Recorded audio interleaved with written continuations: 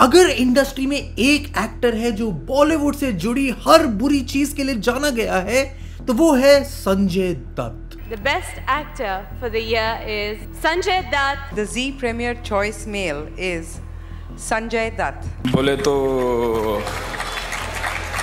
Sanjay Dutt of course. जिस समय शायद इंडिया में लोगों को पता भी नहीं था कि ड्रग्स होते क्या हैं, उस समय वो एडिक्ट बन चुके थे। So Sanjay, tell us a little bit about the drugs, you know, how did it take over your life? Can you tell us a little bit about it? जिस समय उनकी वाइफ कैंसर से मर रही थी उस समय वो उन पर चीट कर रहे थे। 1992 में जब बाबरी मस्जिद गिरा उसके बाद देश भर में बॉम्ब ब्लास्ट होने लगे। 13 lethal bomb blasts on Friday 12th of March ripped the confidence that was returning to the beleaguered city after the communal carnage of December and January. 257 लोगों की मौत हुई, हजारों लोग घायल हुए। इस सब के बीच में बॉलीवुड से एक नाम उभर कर आया और वो था संजय दत्त का।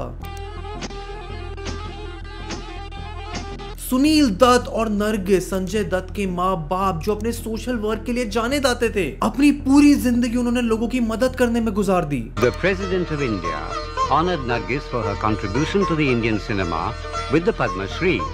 जो काम वो छोड़ गई हैं, अगर मैं अपनी जिंदगी में पूरा कर पाया तो मैं सोचूंगा मैंने बहुत कुछ कर लिया। लेकिन वो ही नाम उनकी बिगड़ी औलाद की वजह से खराब हो गया। They were handcuffing him, and for the first time I realized, you know, that whatever I've done in my life, you know, for my country, for the people of my country, it was totally futile. And ये सब मैं तुम्हें अपनी तरफ से नहीं बोल रहा हूँ, ये सब मीडिया में छपी चीजें हैं संजय दत्त के ऊपर, लोगों के ओपिनियंस और फैक्ट्स हैं। ये सब तुम्हें एक मूवी राजकुमार ईरानी की बनाई हुई संजू में देखने को मिल भी चुका है। लेकिन वो मूवी बहुत सारे लोगों को मानना है कि संजय दत्त की इमेज को व्हाइट वॉश करने के लिए बनाई गई थी, क्योंकि उस मूवी में संजय दत्त की हर एक गलती को या तो उनके बचपने से जोड़ा गया था, जैसे दोस्त की गर्लफ्रेंड के साथ चीट कर लिया क्योंकि लॉयल्टी टेस्ट करनी थी। मैं सिर्फ चेक कर रहा था कि वो तेरे साथ वफादार है कि नहीं, या फिर उनके डिटर्मिनेशन और हार्ड वर्क से, जैसे संजय दत्त ने कैसे अपने ड्रग एडिक्शन को ओवरकम करा, या फिर मीडिया की लापरवाही से कि उनकी बॉम्ब ब्लास्ट से जुड़ी गलत खबर मीडिया ने अखबारों में छाप दी। किसी भी समय पर उनकी किसी भी गलती के लिए संजय दत्त पर जिम्मेदारी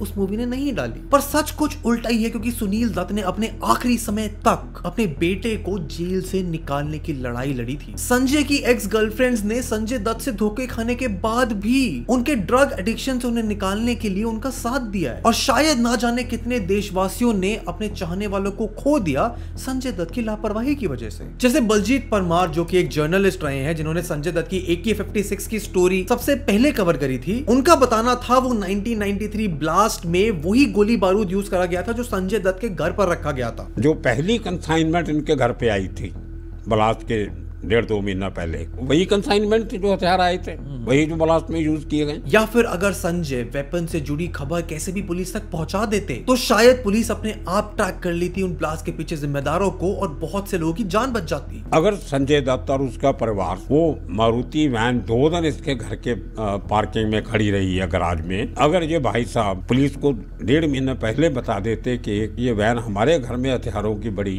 खड़ी रही है तो शायद ब्लास्ट नहीं होते। एंड लोगों में आक्रोश तब और बढ़ा जब संजय दत्त की एक रिकॉर्डिंग अंडरवर्ल्ड के एक डॉन छोटा शकील के साथ निकली। एक चीज बोलूं आपको, वो चिकना जो है करिश्मा को फोन करके बोलता है कि तेरी माँ की। लेकिन ताज्जुब की बात तो यह है कि इतना सब होने के बावजूद लोगों ने संजय दत्त को बहुत आसानी से माफ कर दिया। ये बोल दिया गया कि वो बुरे नहीं हैं, बस थोड़े दिल के नादान और बेवकूफ हैं। And yes, Sanjay Dutt is a fool. But beyond that, no. I mean, I won't say he's a criminal or he's a terrorist or... तो इस वीडियो में हम संजय दत्त के ऊपर एक बहुत इन डेप्थ केस स्टडी करने वाले हैं कि क्यों इतना खराब एग्जाम्पल, इतनी कंट्रोवर्सीज, इतने एडिक्शन प्रॉब्लम्स होने के बावजूद आज संजय दत्त की एक कल्ट फॉलोइंग बनी हुई है। कैसे उनके ड्रग्स से जुड़ने में उनकी परवरिश का एक बड़ा हाथ है, क्यों इतने शोविनिस्ट और मिसोजिनिस्ट होने के बावजूद लड़कियां उन पर मरा करती थी, और कैसे उनके बचपने, उनके एक्शंस और उनके ना झेले हुए कॉन्सिक्वेंसेस की वजह से उनके आसपास के लोगों को किन तकलीफों का सामना करना पड़ा है। इस वीडियो में सबकी बात करेंगे क्योंकि ऐसी डीप डाइव हम तुम्हारे लिए हर हफ्ते लेके आते हैं। तो चैनल को सब्सक्राइब करो, हमारी मेहनत अप्रिशिएट करते हो तो उस वीडियो को लाइक करो, और आओ तुम्हें लेके चलते हैं एक नए पर्सपेक्टिव पर on the phenomena that is Sanjay Dutt. एक इंटरव्यू में संजय दत्त ने अपनी ड्रग एडिक्शन का एक किस्सा लोगों को सुनाया। जब उन्होंने LSD नाम का एक ड्रग लिया और उसको कंज्यूम करने के कुछ देर बाद ही उनके पिता सुनील दत्त ने किसी काम से उन्हें बुलाया। LSD is a hallucinogen, so I had taken it and it kind of kicks in a little later. And I was sitting at home and I was saying nothing is happening, and this phone rang. The operator picks up and says, "It's a phone from the office and your dad wants to talk to you." Sanjay Dutt पूरी कोशिश कर रहे थे अपने आप को होश में रखने के लिए, बार-बार अपने आप को बोल रहे थे कि उन्हें बस hallucinations हो रहे हैं। He's talking to me and it suddenly hit me, and he's talking to me like, now I'm saying to myself, Sanju, now you're tripping, you know, you're hallucinating. पर वो hallucination इतने ज्यादा बढ़ गए, वो अपने आप को रोक नहीं सके और सुनील दत्त पर जाकर गिर गए। I reached a point and I just couldn't help it, but I kind of dove on top of him. And ये इंसिडेंट बताने के बाद संजय दत्त ने एक्चुअली बताया कि वो रोज मर रहे थे अपने ड्रग एडिक्शन से। Eventually it reached a point where actually I was dying. And doctors भी शॉक में थे कि संजय दत्त अभी तक जिंदा कैसे हैं। The doctor did the intern on me and suddenly he gives me this list and he says, "Can you take the drugs? What you've done?" And I started taking and I ticked everything. Yeah. Doctor says, "How is this guy yet alive?" अपने 9 साल के इस drug face को Sanjay 9 years of hell बोलते हैं और आज भी यंग एडल्ट्स को यही सलाह देते हैं कि ड्रग्स किसी को कभी भी ट्राई नहीं करने चाहिए। There's no trying out of drugs. You just stay away from drugs. लेकिन अनलाइक जैसा संजू मूवी में दिखाया गया कि संजय दत्त का ड्रग एडिक्शन उनके कॉलेज में शुरू हुआ था, असलियत में उस सड़क पर चलना संजय ने बहुत छोटी उम्र में शुरू कर दिया था। संजय दत्त सिर्फ 6 साल के थे जब उन्होंने पहली बार नशा करा था। यहाँ तक कि सिगरेट तक हाथ पहुंचाने में उनकी मदद खुद सुनील दत्त ने करी थी। संजय ने अपने पापा को स्मोक करते हुए देखा जब वो कश्मीर गए थे अपनी मां नरगिस के साथ उनको शूट पर मिलने। वहां संजय ने अपने फादर को उनके दोस्तों के साथ स्मोक करते हुए देखा और डिमांड करी स्मोक करने के लिए, लेकिन जब उन्हें नेचुरली मना कर दिया गया तो उन्होंने टेंट्रम्स दिखाने शुरू कर दिए। जहां उनकी मां मना कर रही थी, उनके इस जिद के लिए उनके पिता ने एक अनऑर्थोडॉक्स सॉल्यूशन निकाला। उन्होंने कहा कि मैं तुम्हें सिखाऊंगा कि स्मोक कैसा करना है। उनका सोचना तो यह था कि बच्चा होने के कारण संजय सिगरेट की स्मोक को झेल नहीं पाएगा, वो खांसने लगेंगे जिसकी वजह से स्मोकिंग का डर उनके दिमाग में बैठ जाएगा। पर हुआ उसका कुछ बिल्कुल उल्टा, क्योंकि संजय ने हूबहू सुनील दत्त को कॉपी करा और पूरी सिगरेट निपटा गए। एंड ये देखकर सुनील दत्त चौंक गए, उन्हें बहुत गुस्सा और चिंता दोनों होने लगे। गुस्सा आने पर उन्होंने संजय की पिटाई करी, उन्हें धूप में खड़ा भी रखा। लेकिन पिटाई होने के बावजूद भी संजय को पता रहता था कि उनसे हमेशा सब बहुत प्यार करेंगे। And even though Sanjay Dutt का रिश्ता अपने पिता के साथ बहुत फॉर्मल रहा था, उनकी मां के साथ कहानी बिल्कुल अलग थी। संजय दत्त का जन्म 29 जुलाई 1959 में हुआ था। सुनील दत्त और नरगिस दोनों ही अपने समय के सेलिब्रेटेड एक्टर्स रह चुके थे। एंड शादी के कुछ समय पहले नरगिस ने एक्टिंग से एक वॉलंटरी ब्रेक लिया था और सोशल वर्क में जुड़ गई थी। डिसेबल्ड बच्चों की मदद करने के लिए वो जानी जाती थी।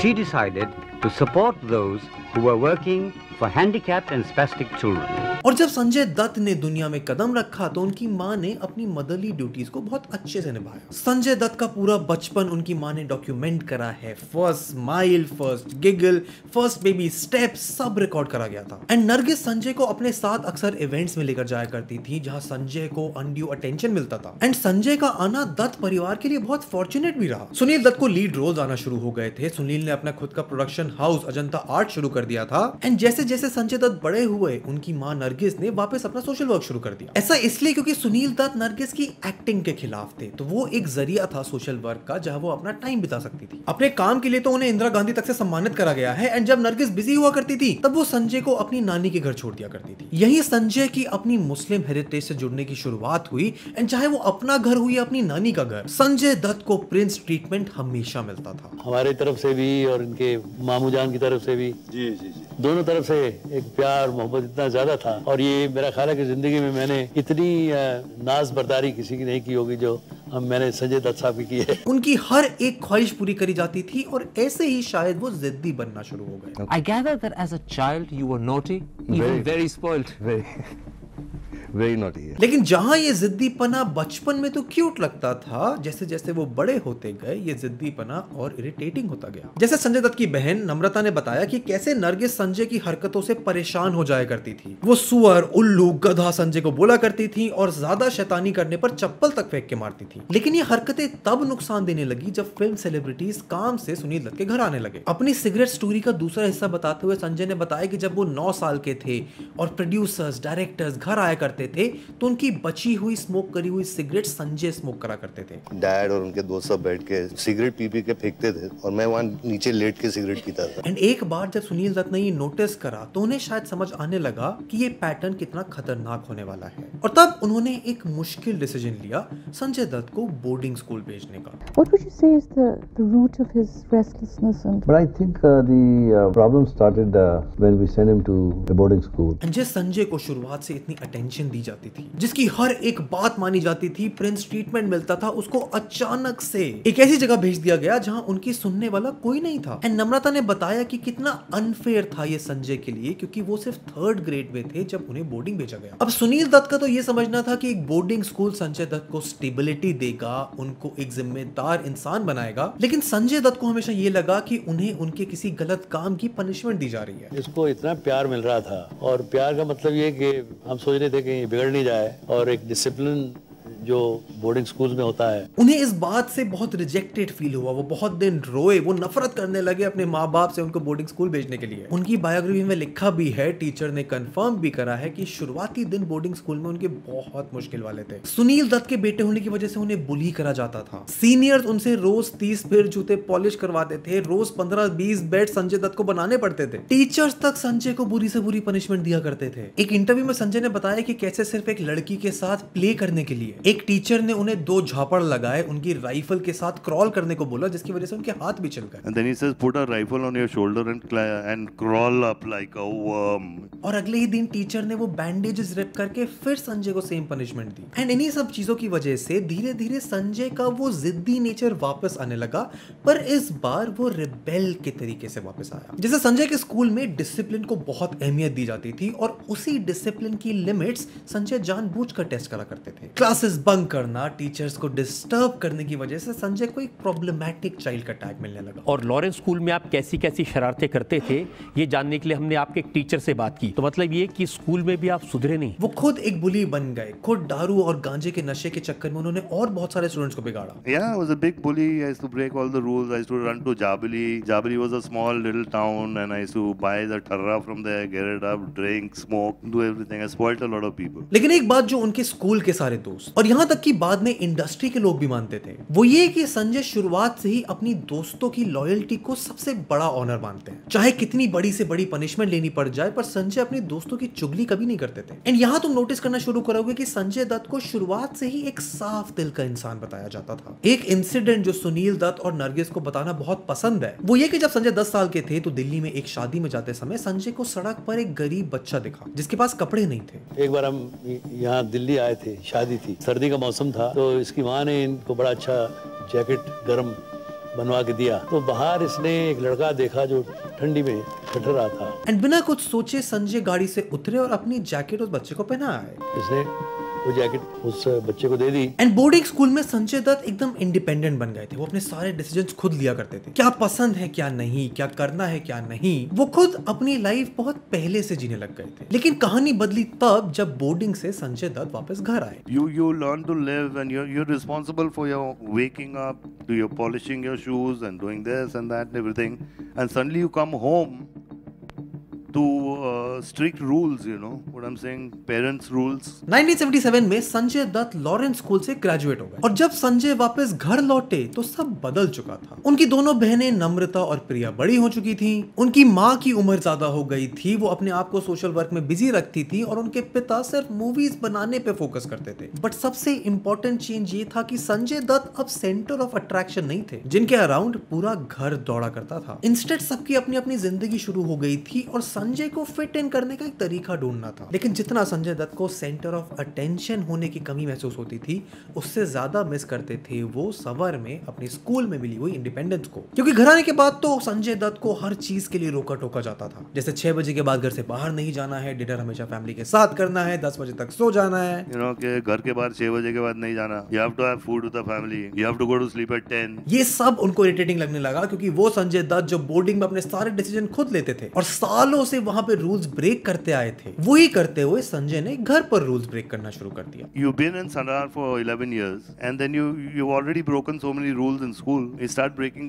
rules at home, you know. And unfortunately यहीं से संजय दत्त बर्बादी की राह पर चलने लगे क्योंकि संजय दत्त का ड्रग्स का सिलसिला उनके कॉलेज में शुरू हुआ। where did the actual taking of drugs begin?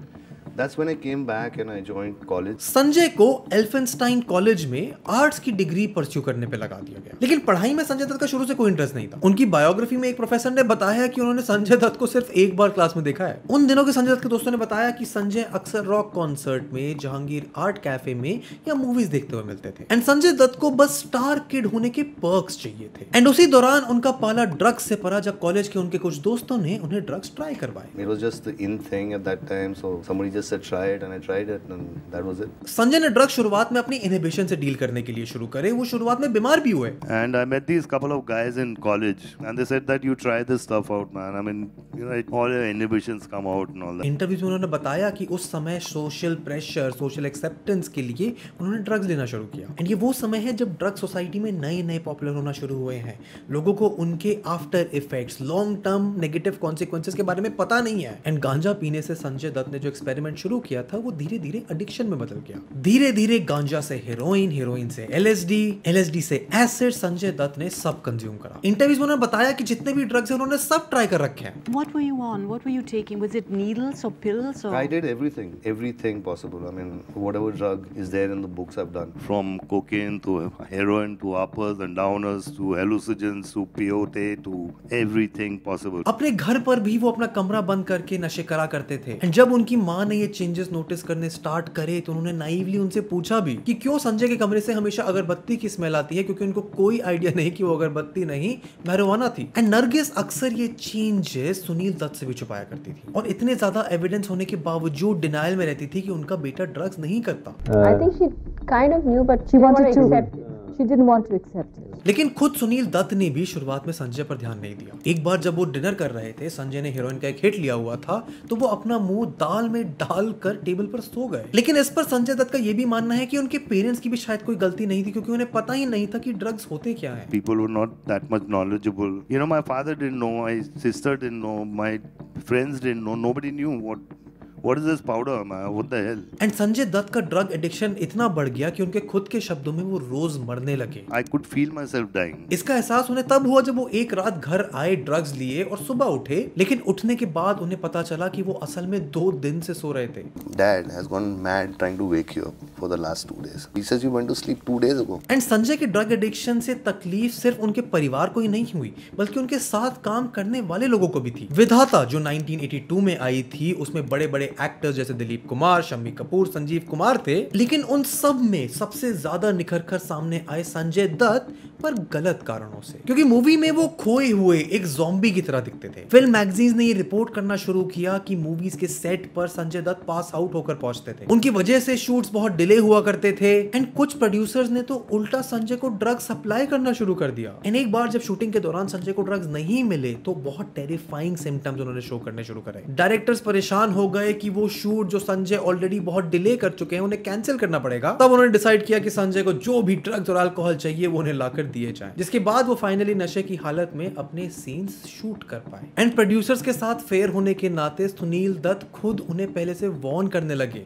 वो प्रोड्यूसर्स को कॉल करते थे कि संजय दत्त ड्रग्स पर हैं, तो उन्हें साइन करने से पहले वो एक बार रिकंसिडर कर लें। But he called all my producers and he said that see my son is on drugs. And भले ही संजय दत्त को बहुत कम मूवीज, बहुत कम इंपैक्टफुल रोल्स के लिए जाना जाता है, आज तक उन्हें सिर्फ एक ही फिल्म फेयर अवार्ड भी मिला है, पर फिर भी संजय दत्त एक्टिंग को अपनी लाइफ का बहुत बड़ा हिस्सा मानते हैं। और एक्टिंग में संजय को इंटरेस्ट सिर्फ इसलिए आया क्योंकि उन्हें पढ़ाई नहीं करनी थी, और इंटरेस्ट ना होने के कारण संजय ने अपने पिता सुनील दत्त से फिल्म इंडस्ट्री में एंट्री की गुजारिश करी। तो मैंने सोचा कि एक्टर बनना जरा आसान चीज है, तो कौन पढ़ाई करेगा यार। क्योंकि 1980s में भी बहुत सारे स्टार किड्स के डेब्यू देखने को मिल रहे थे। जैसे अर्ली 1980s में सनी देओल, कुमार गौरव और संजय दत्त तीनों की पहली मूवीज आनी थी। और अच्छे एक्टिंग डेब्यू के लिए 1979 में सुनील दत्त ने संजय के लिए एक रिगरस ट्रेनिंग प्रोग्राम भी रखा। उन्होंने मुझे 2 साल ट्रेनिंग, मतलब हॉर्स बैक और ये और कराटे और स्विमिंग और ये वो। एंड ड्रग एडिक्शन होने के बावजूद संजय ने वो प्रोग्राम पूरा भी किया। एंड संजय की ट्रेनिंग से खुश होकर सुनील दत्त ने इंडस्ट्री को खुशी खुशी कहा कि उनका लड़का तैयार हो गया है, ऑडिशन देख लो आकर। एंड संजय को बहुत आराम से सक्सेसफुल प्रोड्यूसर गुलशन राय से उनकी पहली मूवी मिली,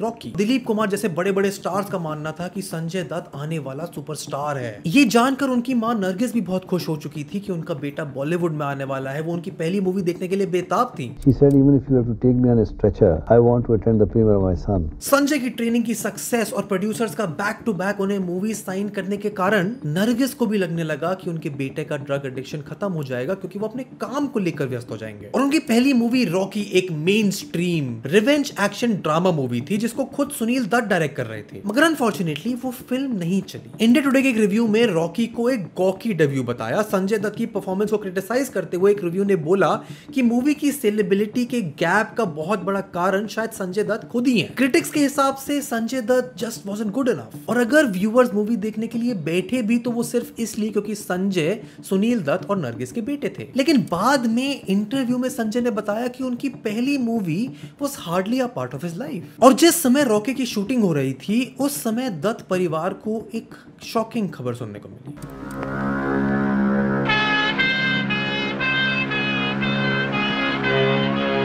बताया गया कि नरगिस को पैनक्रियाटिक कैंसर है और उन्हें जल्द ही न्यूयॉर्क के एक अस्पताल में ले जाया जाएगा ट्रीटमेंट के लिए। It was discovered that she was suffering from a complicated case of cancer.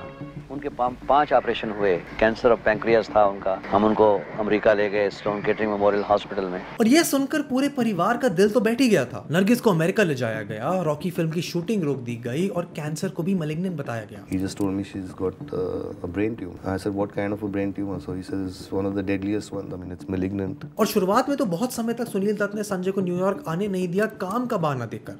लेकिन जब नरगिस की हालत क्रिटिकल होती गई तो संजय और उनकी दोनों बहनों को न्यूयॉर्क बुलाया गया। मैं ऐसा क्यों नहीं सोचती क्या कि मैं जल्दी से अच्छी हो जाऊं। और संजय दत्त को पता था कि उन्हें कुछ समय के लिए अपनी मां का साथ देने के लिए ड्रग्स छोड़ने पड़ेंगे। लेकिन विड्रॉल के सिम्टम्स इतने पेनफुल थे कि संजय ने ड्रग्स छोड़े नहीं, क्योंकि ड्रग्स का पूरा कंट्रोल था संजय की लाइफ पर। 30 ग्राम हेरोइन संजय अपने शूज में छुपाकर न्यूयॉर्क ले गए थे। एंड इंटरव्यू में उन्होंने बताया कि उन्हें बिल्कुल नहीं याद कि वो कैसे इमिग्रेशन की प्रोसेस से बचे, और अगर पकड़े जाते तो कितना कैटास्ट्रॉफिक होता दत्त परिवार के लिए उस नाजुक समय में। और वहां जाकर जब संजय को पता चला कि उनके पिता ने उनके ड्रग्स पकड़ लिए हैं तो उनमें इतने गट्स भी थे कि वो ड्रग्स वापस मांगने गए। और ऐसे में सुनील दत्त हिल चुके थे, जहां उनकी वाइफ मरने की कगार पर है और उनका बेटा एक ड्रग एडिक्ट बना हुआ है। और नरगिस नहीं चाहती थी कि संजय की मूवी का प्रीमियर रुके, वो चाहती थी कि वो खुद उस प्रीमियर पर जाएं। तो बिना मन के भी संजय मूवी में काम करने के लिए लग जाते थे। I couldn't believe it that I had to come back and finish Rocky. But unfortunately movie के प्रीमियर से 3 दिन पहले ही नरगिस की डेथ हो जाती है। Nargis was a great fighter,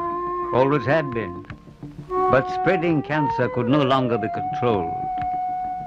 And she died on the 3rd of May, 1981. और संजय दत्त ने बताया कि वो अपनी मम्मी के गुजरने पर रोए नहीं, इनफैक्ट उनके अंदर कोई इमोशंस ही नहीं थे। My mother died. I did not cry. I had no emotions. I had nothing. लेकिन 2 साल बाद जब नरगिस के आखिरी समय पर रिकॉर्ड करी हुई सुनील दत्त की क्लिप्स उन्होंने सुनी, तब वो रो पड़े। It was after 2 years where I was sitting in the group, and all of a sudden this guy started playing the tape, and I heard my mother's voice, you know, when she was in hospital in New York, advising me and telling me things. I think after 2 years, I just burst out and I cried and I cried and I cried for about 4-5 hours. क्योंकि नरगिस चाहती थी कि संजय बहुत बेहतर करे अपनी जिंदगी में, उन्हें अपने बेटे से बहुत उम्मीदें थी, और उसी को करने के लिए संजय अपने करियर को आगे बढ़ाते हैं ड्रग एडिक्ट होते हुए भी। संजय ने रॉकी के बाद जॉनी आई लव यू, विधाता, मैं आवारा हूँ, बेकरार, मेरा फासला जैसी मूवीज करी, लेकिन इनमें से कोई भी मूवी हिट या ब्लॉकबस्टर साबित नहीं हुई। जिन मूवीज ने अच्छा कलेक्शन भी करा उनमें भी संजय दत्त को कोई खास ब्रेक थ्रू नहीं मिला, क्योंकि जब तक संजय दत्त रेडी नहीं होते अपने ड्रग्स को छोड़ने के लिए, उनके करियर में और उनके जीवन में कोई स्कोप नहीं बचा था। और इस दौरान सुनील दत्त के हालात भी बद से बदतर होते जा रहे थे। उन्होंने बताया कि अपने फॉर्मेटिव ईयर्स में संजय और अग्रेसिव होने लगे। नरगिस के गुजर जाने के बाद उनकी ड्रग हैबिट भी और बदतर होती चली गई। He was a young boy at that time. This कश्मकश में वो I think he started this and I don't blame him because क्या होता है कि कई ऐसे माहौल में लोग तो आत्महत्या भी कर लेते हैं। बट लकीली फॉर संजय उनके पिता और उनकी बहनों ने उन पर कभी गिव अप नहीं करा, और जब संजय नशे में 2 दिन सोते रहे तब उन्हें अपनी बुरी हालत का असली एहसास हुआ। He started crying and he said that you woken up after 2 days. Sunil Dutt बिना रोक टोक के संजय को एक ड्रग रिहैबिलिटेशन सेंटर ले गए, जहां उनका ट्रीटमेंट हुआ, और उनके ट्रीटमेंट के दौरान भी उनकी बहनें उनके साथ रहीं। When I was in the straitjacket in Breach Candy, my sisters used to be on duty. And Sanjay के बड़े होने के बावजूद बहुत समय उनकी बहनों का संजय की देखभाल में ही गया। You know, you have always put aside your own traumas and taken care of your brother, taken care of your father, seeing the family through one crisis after another. और रिहैब में संजय दत्त ने फाइनली 2 साल गुजारे जब उनका drug addiction छूटा, लेकिन final call Sanjay ने तब लिया जब उनके रिहैब से बाहर आने के बाद उनके पुराने ड्रग पेडलर ने उन्हें फिर से ड्रग्स ऑफर करे. And I landed, and in the morning the servant said there's somebody come to meet you, and I went, and it was my drug peddler. And it was that 1 second I had to decide, either I take it or I tell him to get lost, and I chose to tell him to get lost. Sanjay Dutt की कहानी film industry में और ज्यादा interesting है क्योंकि संजय दत्त को बॉलीवुड में अपने पहले 5 सालों में कोई सुपरहिट फिल्म नहीं मिली, लेकिन फिर आई 1986 में नाम. इस मूवी में संजय का कैरेक्टर तो मर जाता है, लेकिन Sanjay Dutt the actor film fans में दोबारा से जन्म लेता है क्योंकि नाम मूवी के बहुत सारे एलिमेंट जैसे एक भाई का रेकलेस होना, कुछ भी करना पैसे कमाने के लिए, ड्रग स्कैंडल्स में फंस जाना, संजय दत्त की लाइफ से बहुत क्लोजली रिजेंबल करता था. यहाँ तक कि डायरेक्टर महेश भट्ट ने संजय दत्त को ये बोल दिया था कि I want you to be yourself, no acting. और हमने नाम में उसको वो रोल दिया जो वो जीवन में एक्चुअली है. संजय दत्त की परफॉर्मेंस को प्रेज करते हुए फिल्म फेयर ने बोला कि संजय का रोल उसके लिए टेलर मेड था. Audience wanted to love him and their heart went out to him. और महेश भट्ट का मानना था कि संजय दत्त को इंटेलेक्चुअल रोल्स के लिए नहीं बल्कि इमोशनल और इंस्टिंक्टिव रोल्स के लिए कास्ट करना चाहिए. एक मासूम सा, एक जज्बाती, एक रेकलेस किस्म का शख्स जिसकी पास दिल है, दिमाग नहीं. और बहुत हद तक ये बात सच भी है. सड़क में रवि किशोर, खलनायक में बल्लू, वास्तव में रघु, मुन्ना भाई एमबीबीएस में मुन्ना, ये सारे रोल संजय की पर्सनालिटी के एक्सटेंशियल ही होते आए हैं. ये आपकी फिल्मों के नाम पढ़ रहा था शुरू के दिनों की. 90s की फिल्में हैं खतरनाक, जिसमें आप किलर बने सूरज, जहरीले जिसमें एक किलर बने राका, क्रोध में आप डॉन बने, 91 में योद्धा आई, उसमें आप डॉन बने, 93 में खलनायक, आतिश, वास्तव, हथियार, कांटे. हर फिल्म में आपको ये भाईगिरी का क्या शौक आता है. लेट 80s और अर्ली 90s तक संजय दत्त की खासकर छोटे शहरों में कल्ट फॉलोइंग बन चुकी थी. तेजा, खतरनाक, जहरीले, थानेदार, खून के कर्ज, यलगार जैसी movies back to back successful रही. सड़क, साजन और खलनायक जैसी मूवीज एरा डिफाइनिंग मूवीज में गिनी जाती हैं. और साजन ने तो संजय दत्त को एक कन्वेंशनल सॉफ्ट हीरो की तरह एस्टैब्लिश भी कर दिया था. फैंस के दिल में संजय दत्त के लिए एक सिंपैथी थी. वो क्यूरियस रहते थे उनकी लाइफ के बारे में जानने के लिए. उनकी माँ की डेथ की ट्रेजेडी, उनका ड्रग एडिक्शन, उनका come back, muscular body, of screen उनके सारे शेनानिगन्स. एंड जहां लोग सलमान खान को ट्रेंड सेटर बोलते हैं इंडस्ट्री का, सलमान से पहले संजय दत्त बॉलीवुड फैंस के लिए एक आइकन थे. There are too many must log these days who are walking around with long hair, waxed legs and shaved chests. Men today are spending more time in beauty parlors than in gyms where they belong. और संजय की personality और looks के साथ साथ लोग उनकी love life जानने के लिए भी बहुत बेताब रहते थे. संजय दत्त की शादी रिचा शर्मा के साथ 1987 में हुई, लेकिन रिचा संजय का पहला प्यार नहीं थी. नाम मूवी की शूटिंग के दौरान संजय ने एक फिलिपिनो होस्टेस शाह को डेट करा था. उसके थोड़े ही समय बाद एक्ट्रेस किमी खेडकर पर मूव ऑन कर गए थे. जब पूछा गया क्या वो सीरियस है किमी को लेकर, तो संजय ने साफ शब्दों में हाँ जवाब दे दिया था. लेकिन जल्द ही खबर छपती है कि Sanjay ditches Kimi for Richa. And apparently Sanjay Dutt की 308 गर्लफ्रेंड रह चुकी हैं. एक समय पर वो तीन लड़कियों को डेट कर रहे थे. You got to be clever, you know, मतलब एक दूसरे को पता नहीं चलना चाहिए क्या हो रहा है. जब संजय और रिचा शर्मा की शादी हुई तो लोगों को लगने लगा कि फाइनली संजय दत्त सेटल कर गए हैं. और शादी के 1 साल बाद उनकी बेटी त्रिशला भी पैदा हो गई थी. लेकिन अनफॉर्चुनेटली कुछ समय बाद रिचा को ब्रेन कैंसर हो जाता है और उन्हें ट्रीटमेंट के लिए न्यूयॉर्क जाना पड़ता है. और क्योंकि संजय ने ऑलरेडी अपनी माँ को कैंसर से खोया था, उन्हें अंदाजा था कि कितनी लंबी और दर्दनाक लड़ाई होने वाली है. तो अक्सर संजय न्यूयॉर्क ट्रिप्स लगाया करते थे अपनी बेटी और वाइफ से मिलने के लिए. एक इंटरव्यू में उन्होंने बोला है कि उन्हें अच्छा लगता था ये ट्रिप्स लगाना, लेकिन अचानक ये ट्रिप्स कम होने लग जाती हैं. इस समय संजय की ड्रिंकिंग और पार्टिंग की स्टोरीज बाहर निकलने लगती हैं. मगर उसके साथ साथ ही संजय की क्लोजनेस उनकी को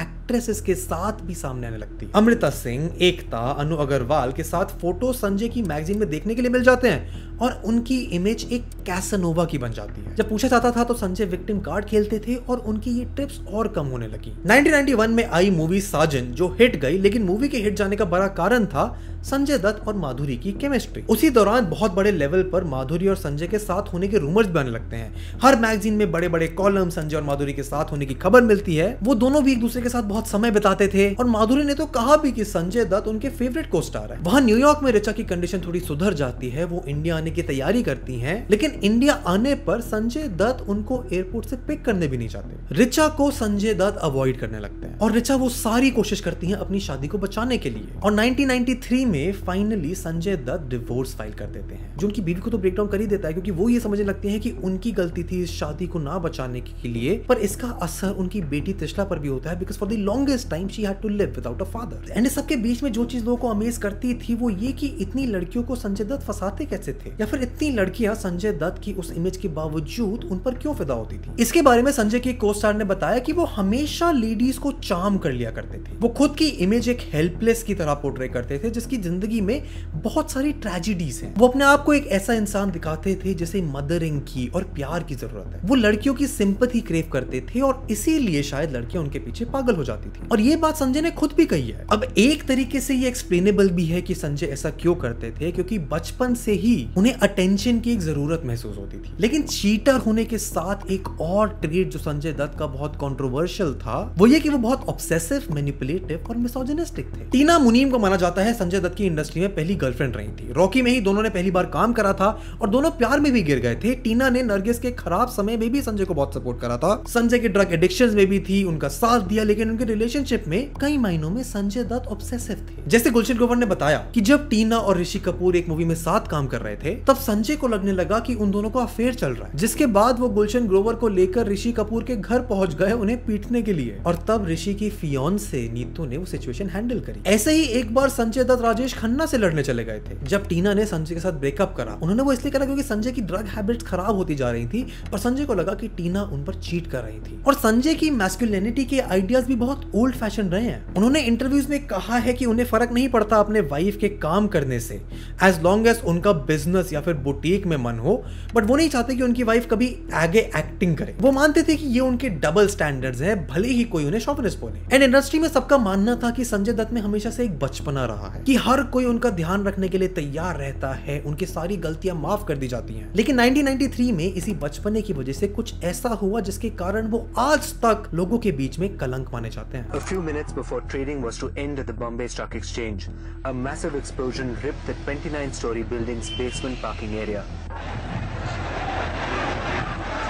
In a span of 150 minutes, the city was shaken by 12 more blasts along its entire length, leaving behind more than 300 people dead, more than 1,500 injured, and a trail of gruesome destruction. Sanjay Dutt's arrest under TADA for acquiring an illicit AK-56 from smugglers and trying to get rid of it through an underworld contact has focused the entire country's attention. Sanju movie में दिखाया गया है कि कैसे media की वजह से संजय दत्त पर गलत इल्जाम लगे थे और मीडिया की वजह से संजय दत्त पर टेररिस्ट होने का एक गलत दाग लगा था। लेकिन एक बहुत बड़ा पहलू जो संजय मूवी में छोड़ दिया गया था वो ये कि अगर उस मीडिया की एडवाइस संजय दत्त मान लेते तो ना उन पर टेररिस्ट होने का टैग लगता, ना उनका केस सालों साल चलता। मैंने कहा तुम एक काम कर कि वो वेपन लेके खार पुलिस स्टेशन में जमा करवा दो, क्योंकि अगर आप जमा करवाते हो तो आपके ऊपर आर्म्स एक्ट का केस बनेगा। अगर आपने वेपन जमा नहीं करवाई और पुलिस ने आपके ऊपर रेड करके सर्च करके वेपन का सीजर किया तो टाटा लग जाएगा, फिर तकलीफ में आ जाओगे। ये आपने सलाह दी पहले? मैंने सलाह दी उसको। 1992 में बाबरी मस्जिद का डेमोलिशन करा जाता है। राइट्स के दौरान सुनील दत्त लोगों की मदद में जुट जाते हैं, लेकिन हिंदू एक्सट्रीमिस्ट ग्रुप में ये भावना आने लगती है कि सुनील दत्त मुस्लिम्स की मदद कर रहे हैं। सुनील दत्त के खिलाफ लोग आवाज उठाने लगते हैं। He and his father going with food relief to all the riot affected areas. And that was the time when they were labeled as pro-Muslims. और ये देखते हुए संजय दत्त गवर्नमेंट से सिक्योरिटी की मांग करते हैं। Well, there is because like we'll kill you and your family, and they knew exactly where my nieces were studying. They knew the movements of my family members. They knew everything, so it became really scary for us basically. ऐसा इसलिए भी क्योंकि बॉलीवुड के बहुत गहरे संबंध रहे हैं अंडरवर्ल्ड से और 1980s और 90s में ये संबंध और गहरे हो गए थे। तो जब संजय दत्त को सिक्योरिटी नहीं मिली और थ्रेट बढ़ जाने के कारण संजय ने अपने फिल्म प्रोड्यूसर समीर हिंगोरा और हानिफ कंडेलवाल से गन्स और एम्युनिशन मंगवाते हैं। When Hanif Karawala and Sameer Hingora,